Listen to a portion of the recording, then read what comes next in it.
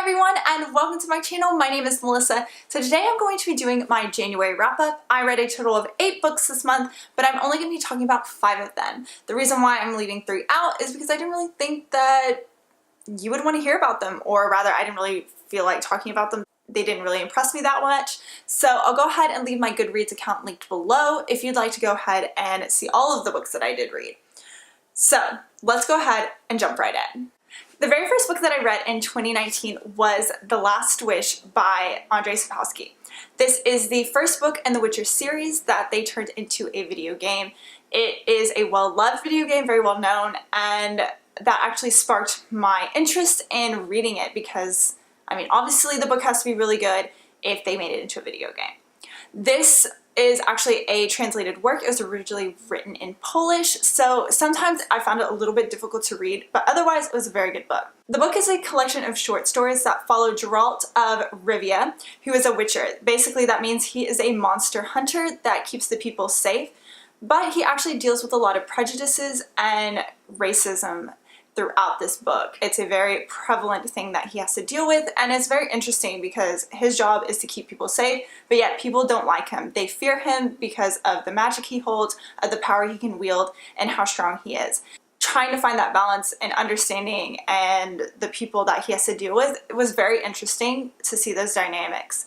The characters that are starting to be introduced throughout this book, I believe, will become more prevalent and important throughout the series, but I have the second book already and I really intend to pick it up next month, and I'm really excited to learn a little bit more about this character because he was a lot of fun to read, even though he's very serious, kind of grumpy at times, but I'm interested to see where this story goes. The next book that I read was actually my favorite in the whole series, and that was The Hero of Ages by Brandon Sanderson.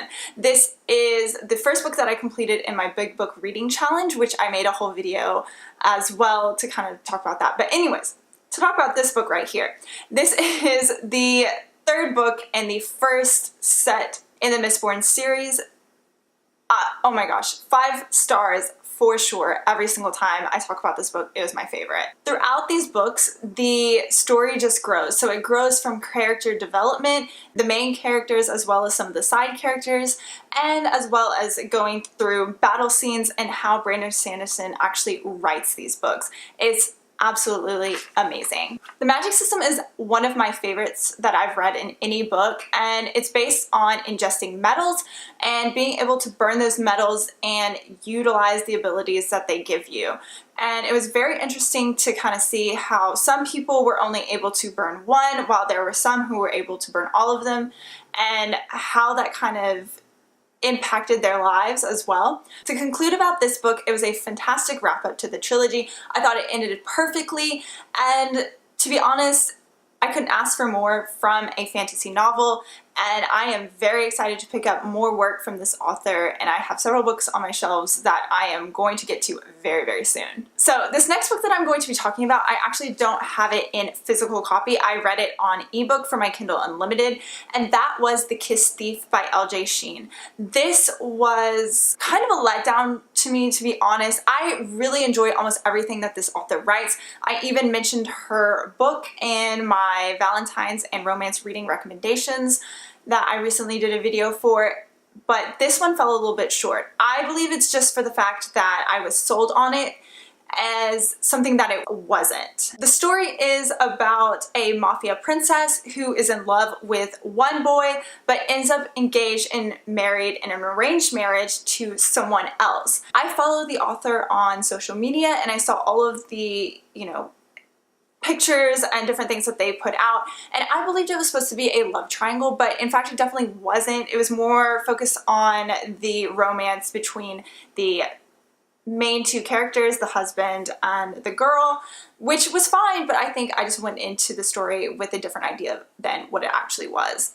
So due to the fact that I had a different idea of what the story was actually about than what it was about, that really affected how I viewed the story and how I enjoyed it. So unfortunately, it wasn't my favorite this month, but I would definitely be picking up more from this author to come. The next book I read was The Kiss Quotient by Helen Huang. This is a romance book that is based on a girl named Stella who's on the spectrum, and she has difficulty with touch and interacting with people. She just doesn't get the social cues that many other people do. So she kind of says the wrong things, or she just doesn't really talk in conversations.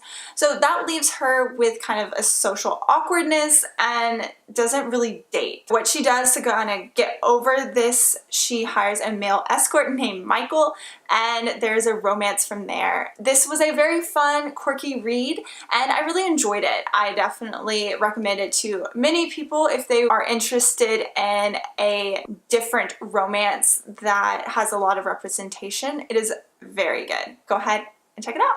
The last book I read this month was The Wicked King by Holly Black. This is the follow-up novel to The Cruel Prince. I absolutely love this book way more than the first one. This one has a lot more political intrigue. It takes the crazy ending at the very end and builds on it.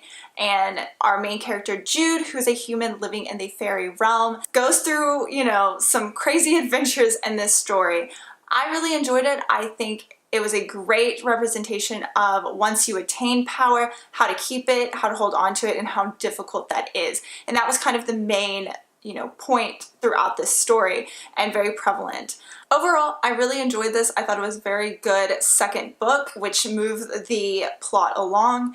And with that crazy cliffhanger, I cannot wait to pick up the third book. Let me tell you, I am ready for it.